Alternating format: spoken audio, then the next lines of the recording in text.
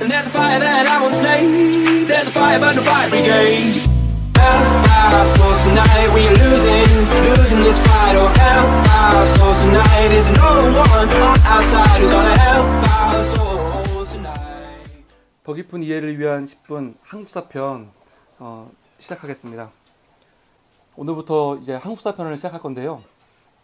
더 깊은 이해는 세계사 한국사뿐만이 아니라 앞으로 신화와 여러 가지 이야기들을 동시에 진행하려고 합니다. 그래서 우선은 세계사 런칭했고요. 오늘 한국사 첫 방송 이제 시작하겠습니다. 어디든지 이제 기원을 이야기할 때는 신화를 이야기하잖아요. 우리도 단군 이야기부터 시작을 해야 되는데, 하늘을 다스리는 이 환인에게 여러 명의 아들이 있었습니다. 그 중에 가장 어질고 영특한 사람이 환웅이었죠. 환웅.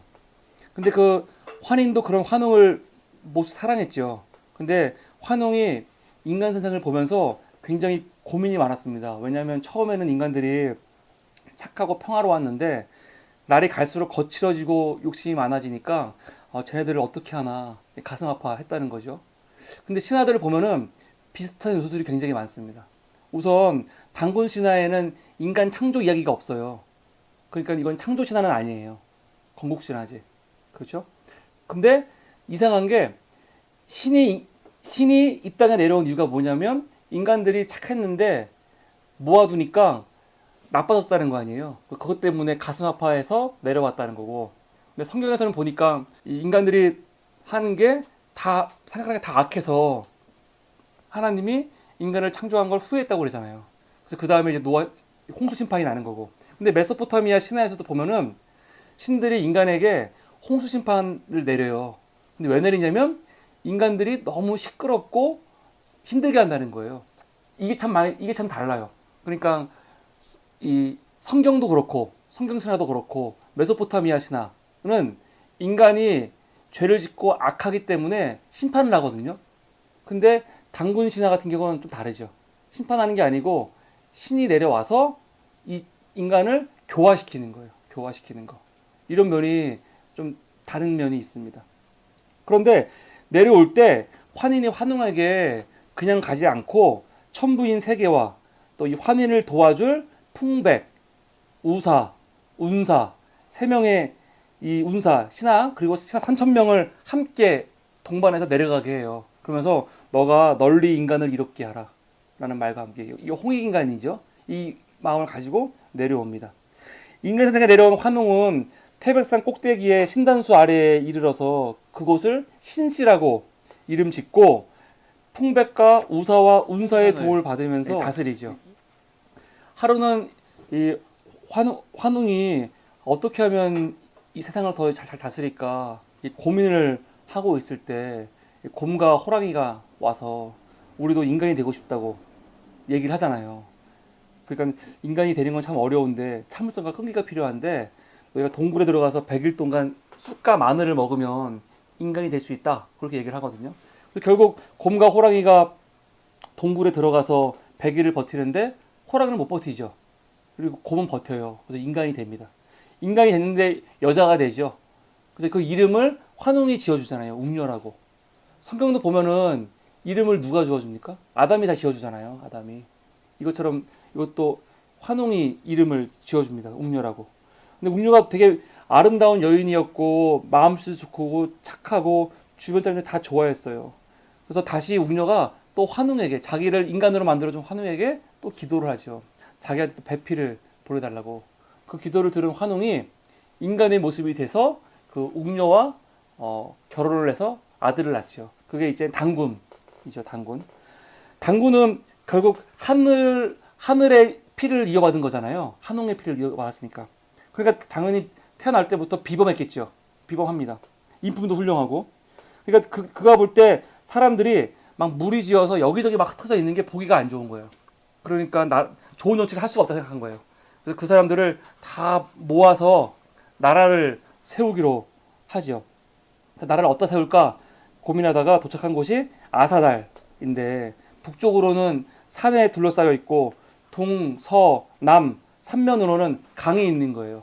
뒤쪽으로는 산이 있고 양쪽은 다 강이 있는 또 기름지고. 왜 강이겠어요? 모든 문명은 다 강에서 나잖아요. 강에서. 우리가 어저께 선사박물관 갔었는데 이것도 마찬가지로 사람들 촌락이 왜 암사동에 있었어요? 거기 한강이 있으니까. 당군도 아무리 신의 아들이지만 이 원리를 벗어날 수는 없는 거예요. 강 주변으로 가갖고 거기서 나라를 세우는 거죠. 이게 지금의 평양 부근인 백악산 기슭이라고 합니다. 이렇게 해서 한민족 최초의 국가인 고조선이 탄생한 거죠. 이때가 기원전 2333년. 단기는 이때부터 시작되는 거죠. 기원이. 1949년 10월 1949년부터 우리나라는 이제 10월 3일을 개천절이라고 해서 당군이 아사달의 도읍을 정한 그 날로 정해서 개천절로 지키고 있는 거죠.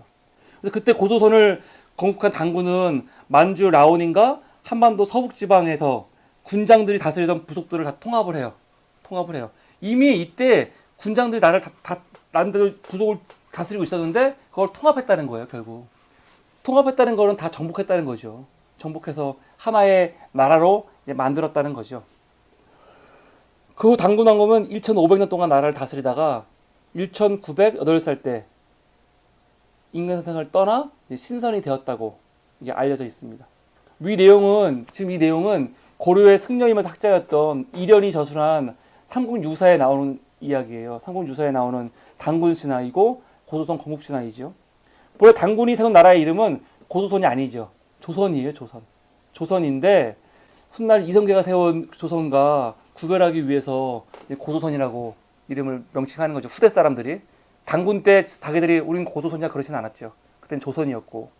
신화의 기능은 뭔가의 기원을 이야기하는 거예요. 기원을. 이거는 우주와 세상, 인류와 문명 등의 기원.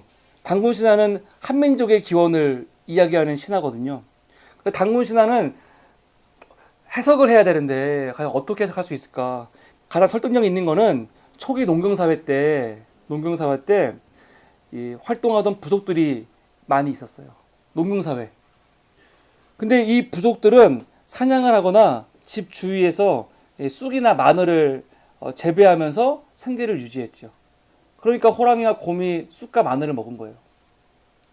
근데 이런 부족들 중에서 한반도에서 제일 경제적으로 군사적으로 앞장섰던 부족이 환웅이 이끄는 이 부족이었고, 그 부족이 농경사회 생활을 하면서 하늘을 신으로 믿게 되는 거죠. 이거는 거의 모든 나라들이 마찬가지예요. 농경사회에 들어가면은 다 하늘 신을 믿지 않을 수 없거든요. 왜냐하면 비가 와야 되잖아요. 그러니까 기후제를 지내야 되고, 가나안도 이스라엘도 유목민에서 가나안에 정착하면서 농경생활을 하니까 가나안의 바알 종교에 당연히 흡수될 수밖에 없는 거예요. 이건 너무 당연한 거. 옛날 고대는 종교와 삶이 분리되지 않으니까요.